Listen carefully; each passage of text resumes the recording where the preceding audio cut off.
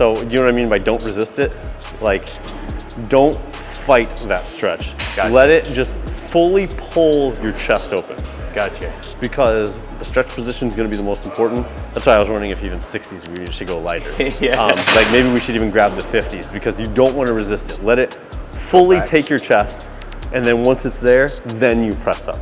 Gotcha. So you're going to go lower, and I would even pause in the stretch position to let it take your chest. Grab 50. All right, so any chest position movement, you need to have a free flowing scapula. A lot of times people lock their scapula, their shoulder blades, into one position. And then the problem becomes they're just using a lot of triceps and front delts to hoist the weight up. Instead, we want the scapula to be fully pulled back in the stretch position to allow all of that tension to go to the lower pecs. Then you can press up by pushing it forward using the pectoral muscles rather than the triceps or the front delts. So do not press it up, let it sit in the stretch position. Okay. Let it come all the way down. Is it fully open? Do you feel the tension there? Do you feel a lot of tension there? I feel more in my shoulders actually. Now let's adjust here.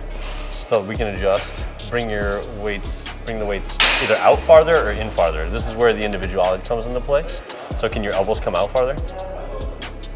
More like, oh yeah, now that's stretching more there. There we go, you feel it? Okay, yep. Now press up. Do the same thing again for another rep. Let it fully open. Don't press up till you find that tension. You know what I mean? You know what I mean by find the tension? Yep. Cool. Now press up. Pause it, find the tension, and then press up. I would say don't start the rep until the tension is where you want it to go. Good. Good. Play around with those elbow positions. I usually find for lower pecs, you're gonna want to get the elbows out a little bit wider like that. Yep, right in there. Good. Good. Now, do you bring the dumbbells all the way in, like in there? I would worry less about where they end and worry more about where the tension lies.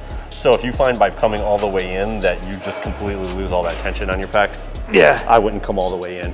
Sometimes that causes shoulder pain in some people, I find too. Gotcha. Maybe just pressing out, but for the most part, the big key with all of your pressing movements is just going to be letting that scapula fully open. I would say get your elbows out a little bit wider. Right. Don't do that. Don't bring the elbows out wider with a heavier weight though. Gotcha. Like you know, don't do the 120s with elbows all the way out because that's going to cause some shoulder issues. Right. So if you look at the fibers, it's nice because sometimes I'm trying to show people with an anatomy chart.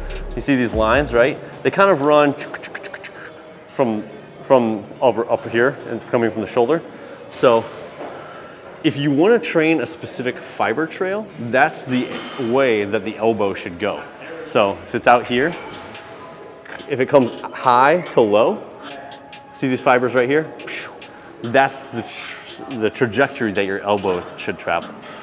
You see what I mean? Yeah. If you want to train the upper pecs, they're going low to high. Right. So that would be the trajectory that you'd be following. So whatever area you want to target, that's the angle that the elbows need to be traveling to train that specific area. And it's funny, a lot of times guys try to hit their inner pecs by doing like close grip, whatever. That's not necessarily true. Inner comes from lower pecs because this is more of the lower fiber, so more decline movements. And you can even do the same thing here because if you get a deep arch in your back and bring the elbows out wide, you're actually hitting a decent amount of lower pecs there. And so that will be a good way to take out some of the shoulder activation that you're seeing in some of the triceps activation. See, now I still thought where I needed more was upper. I mean, the same. You think it's lower more? Well, I think a little bit more. I mean, we need more total pec development, but the lower I feel like actually would cause a little bit more hang. Yeah. You know what I mean? Yeah. Upper would be nice, but the thing is when you flex, your upper tends to sit pretty nicely. Like flex real quick.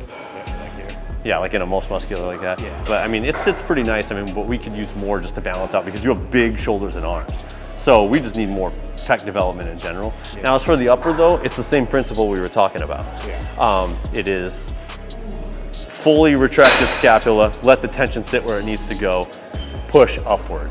But I think that the biggest part is focusing less on the absolute weight you're using and more on the tension we're creating. And so like try not to perform an exercise with just the absolute max weight you can use, but try to perform more with what is the greatest amount of tension we can provide on that area. Because even judging by your shoulders, I'd be willing to bet that a lot of your shoulders are taking the brunt of a lot of your pressing. And I noticed it because that's where they start to hurt. You get real striated. And I think this will actually help your shoulder health too, the more you do it. Yeah. Because for once, your shoulders are gonna get like a deload and your pecs will get trained more. And a good analogy that I use sometimes when you're not activating this area, right? So, right, your shoulders have developed faster than your pecs. Right. And so a lot of times people are going, proper activation on an area is like setting a good foundation. So, you know, people try to train their pecs and they're not growing. It's like trying to fire a cannon from a canoe. It's like, it keeps flipping over. So then it's like adding more volume to it and more intensity. Oh, we need more weight, we need more sets. That's like going, we need a bigger cannon. Right. And it's like, no, you don't need a bigger cannon. How about we actually like put the cannon on a solid foundation, which is your activation, right? Right. So then once you get the solid foundation of actually training this area, you can put the tension there, then eventually you can add a bigger cannon. You know what I mean?